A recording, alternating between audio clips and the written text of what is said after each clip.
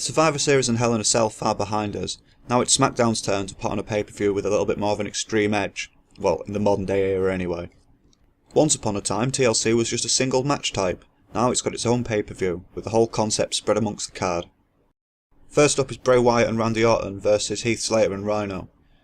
By WWE logic, Randy Orton and Bray Wyatt should have won this in a matter of minutes. Well, it took a little bit longer than that, but...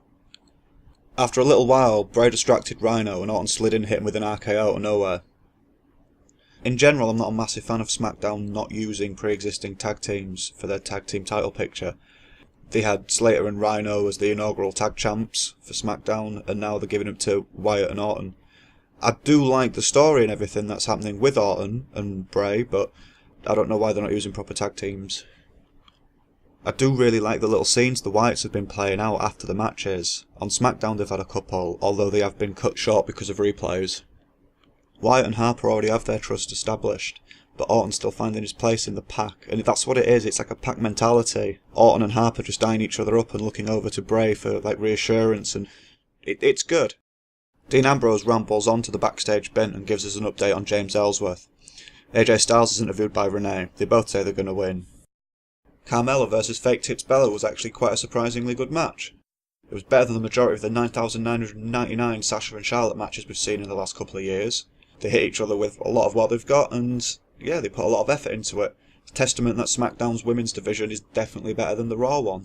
And I do say this through gritted teeth, especially where Fake Tits Bella's involved, because despite all the Total Divas bullshit and all the awful fucking acting and the hair pulling and squealing and windmilling with slaps, and I did actually enjoy the majority of the match. It was a great match up until the ending. One little spray of a fire extinguisher and then hit your finish, that's fine, but what seems like 6 full minutes of fucking fire extinguisher spray on Carmella just seemed excessive, and it got a bit dull and stupid.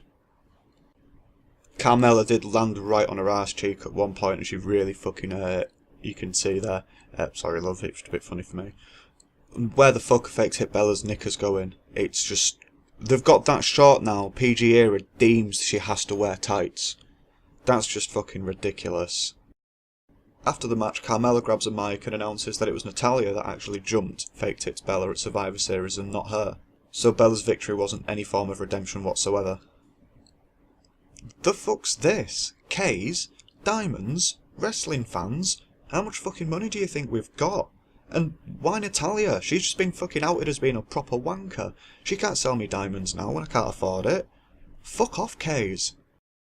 After a sweet little Intercontinental Championship video history package, Daniel Bryan says he's rooting for Dolph Ziggler tonight. He doesn't want The Miz to retain whatsoever.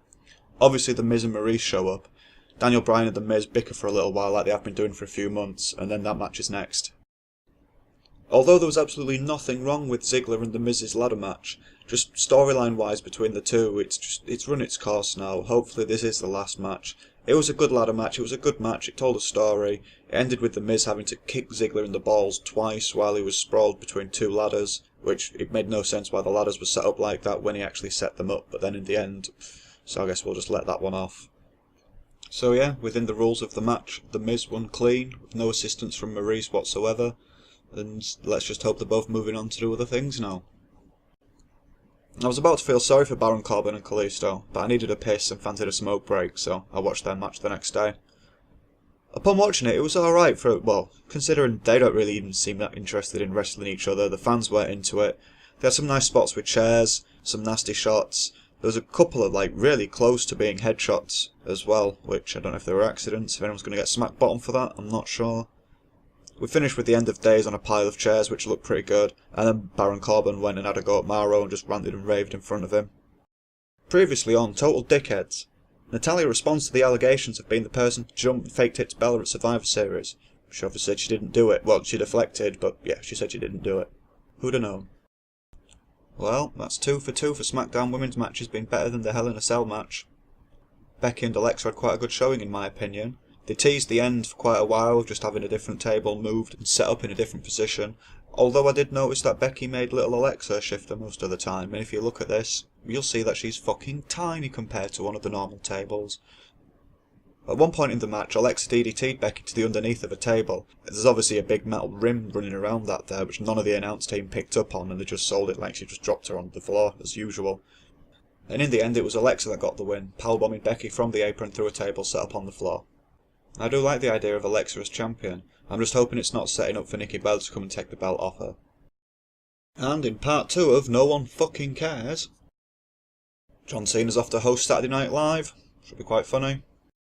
AJ Styles and Dean Ambrose had a near impossible task following the whole pay-per-view. Every kind of way you could imagine a table being broken, a chair being used, ladders being used, it'd already been done tonight, but AJ and Dean managed to deliver a great fucking match with some awesome jaw-dropping moments. The spot of the match and the spot of the night though had to be this fucking sequence from AJ Styles. Just look at this. A 450 from inside the ring to Dean on a table on the outside. It's just fucking mental. Balls fucking medals to both of them. I would not want to have been Dean either, just having that much fucking impact heading towards me. No thanks. Hats off though, great show from both of them. And it wasn't the end of it there, because when it looked like Dean was about to get the win, Ellsworth was the one who came and pushed the ladder and cost Dean the match, allowing AJ to retain his title. And last but not least, something that irritated the piss out of me during every single fucking match on the card, and it had nothing to do with the in-ring work. I'm obviously talking about this sack of shit, David Otunga. For the most part, he offers nothing new and just says, yeah, I agree with you, and that's it. And then when he does try and contribute with something of his own, it's something fucking stupid, like going on about The Miz not being athletic, or when Fake Tits Bella got the fire extinguisher, she'd just been beating her with a kendo stick, and Otunga reckons things just got fucking real. I really, really, really hope that this still doesn't get picked for one of my YouTube choices, because I'm fucking gutted if I have to put your mug on it. He takes shots at The Miz for using Maurice to get ahead, when it's perfectly fine for him to fucking use his missus just because, quote, she has a Grammy, which is what he said. I'm pretty sure he's only hired to make JBL look fucking useful in contrast, because he's absolutely abysmal at his job. And just such a useless cunt. No, even cunts are useful. For someone that's meant to be so intelligent, he says some stupid fucking remarks. And then for someone that's meant to be the face commentator, he does nothing but make superficial comments about everybody. Look at what he was saying about Ellsworth for the first week or two before he was reminded that he's the face and he should be saying nice things about Ellsworth and standing up for him. He was a right bastard. I'm hoping that Tom Phillips' recent presence on SmackDown is just because he's going to replace David Otunga. We can only hope. If not, I do actually have some replacement ideas, just anything with more fucking charisma and presence, and something people want to see more than David Otunga. My first suggestion is the List of Jericho. That thing's been over for the last couple of months. It's been more over than Otunga's ever been in his however many years he was in the ring, so I think that's a solid idea. Next is Mitch LaPlante. The same thing really, he was only in it for a brief period, but he was more over than Otunga's ever been. And lastly, Katie Vick. Take it how you want it, whether you think I mean the storyline or the actual fucking corpse. They all have more presence, more charisma, more ability than that talentless fucking hack David Otunga, who's trained in 3 different things now and he's no good at fucking anything. Let's hope that hashtag delete Otunga trends and they get rid of that fucking talentless prick.